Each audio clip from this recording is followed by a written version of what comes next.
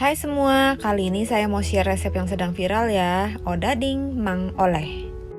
Untuk resep odading viral kali ini, saya menggunakan resep yang tanpa ulen. Jadi semua bisa coba ya. Resep ini juga ekonomis loh, jadi cocok banget untuk jualan. Odading yang biasa disebut roti bantal, teksturnya padat, lembut, dan manis. Bisa dikreasikan dengan wijen atau tanpa wijen. Kali ini saya buat yang tanpa wijen ya. Oke, langsung aja dibuat yuk.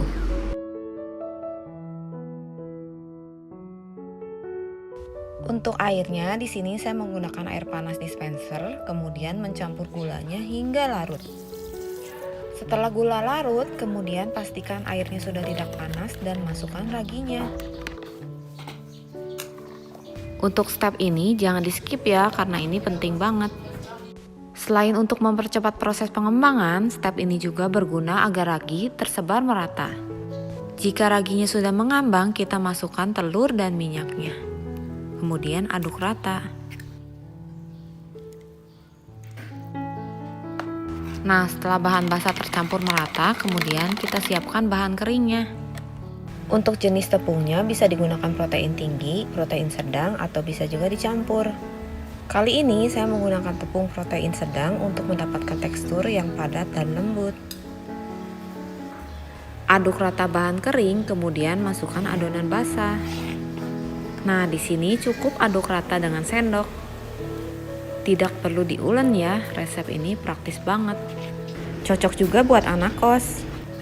Contoh adonan yang baik, di sini adonannya tidak lengket ke wadahnya, tapi masih bisa diaduk dengan sendok. Saran saya, jika baru pertama kali mencoba resep ini, tuang cairannya sedikit demi sedikit. Karena kelembapan tepung berbeda-beda. Dan pergantian bahan juga berefek berbeda ya. Setelah tercampur rata, tutup dengan lap kering atau cling wrap. Dan diamkan hingga mengembang 2 kali. Proses pengembangannya tergantung suhu di tempat masing-masing. Setelah adonan mengembang, kemudian balur tangan dengan minyak dan kempeskan adonannya. Ambil adonan, kemudian pindahkan ke tempat rata untuk menggilas. Taburkan sedikit tepung pada permukaan. Tujuannya agar adonan tidak lengket saat digilas ya. Kemudian ratakan adonan dan gilas membentuk persegi panjang. Untuk ketebalan adonan jangan terlalu tipis, kurang lebih 1–1,5 cm ya. Nah, setelah adonannya terbentuk, kemudian diamkan kembali selama 10–20 menit.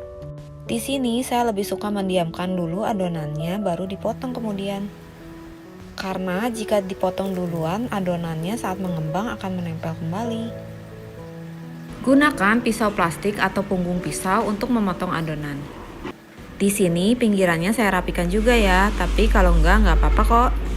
Bagi adonan sesuai selera. Di sini saya membagi menjadi 12 bagian.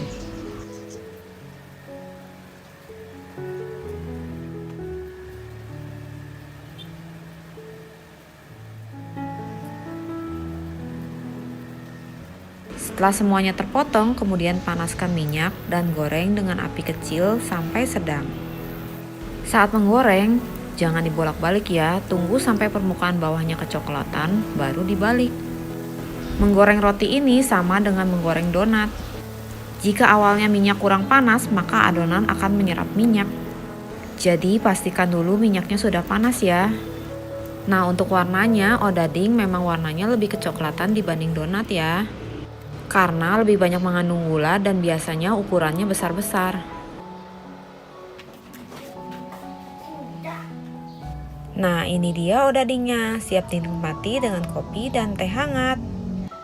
Nah, odading ini biasanya kalau di Bandung dijual samaan bareng cakwe. Mungkin ada yang bingung, apa sih odading itu? Odading itu biasa disebut juga roti bantal ya. Soalnya bentuknya kayak bantal gitu. Nah, biasanya orang juga jualan ditaburi wijen atau digoreng polosan gini. Oke, selamat mencoba. Resep ini ekonomis, enak, dan cocok banget buat ide jualan. Selamat mencoba ya.